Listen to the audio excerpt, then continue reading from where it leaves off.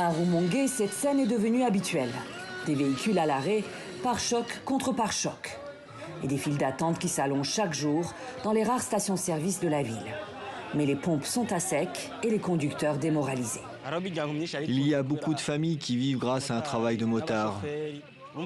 Mais aujourd'hui, c'est difficile de gagner de l'argent quand on est au chômage. Moi, je viens de passer 3 jours sans travailler. Faute de carburant, certains habitants circulent désormais à vélo à travers la ville, tandis que les rares bus encore présents sont pris d'assaut. Le prix du ticket, quant à lui, a plus que doublé pour aller à Bujumbura ou d'une province à l'autre. Là où on payait 6 000 francs burundais, aujourd'hui on paye 20 000 de Rumongue jusqu'à Makamba, 20 000. On va mourir de faim et nos familles vont beaucoup souffrir. La pénurie de carburant n'épargne pas non plus le secteur de la pêche. Sur la plage de Rumongue, des bateaux gisent sur le sable. Une partie des pêcheurs a cessé le travail, moteurs à l'arrêt. Ceux qui essayent encore, parfois à la rame, font face à de grosses pertes. Comme le carburant est cher, on est découragé de pêcher en plein lac. Parce que le carburant manque, on se contente de pêcher sur les côtes, ce qui cause des pertes. Dans ces conditions, les prises sont bien maigres. Le poisson reste le grand absent des étals de marché. Et quand on en trouve, il coûte 3 fois plus cher.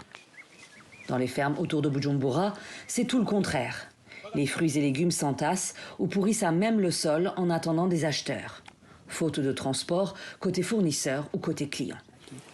Ici à Ruziba, quand le carburant était encore disponible, ceux de Bujumbura venaient acheter nos fruits. Une petite corbeille remplie était vendue à 4 500, 5 000 ou 6 000 francs burundais.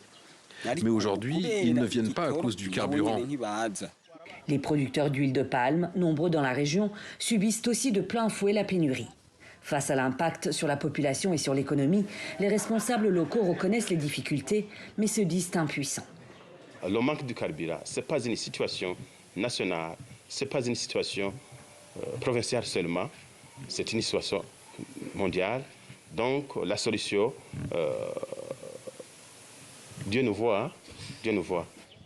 Depuis une semaine, le manque de carburant s'est généralisé dans tout le pays. Et lorsqu'on en trouve, il coûte très cher. Sur le marché noir, il est parfois vendu à plus de 4 € le litre.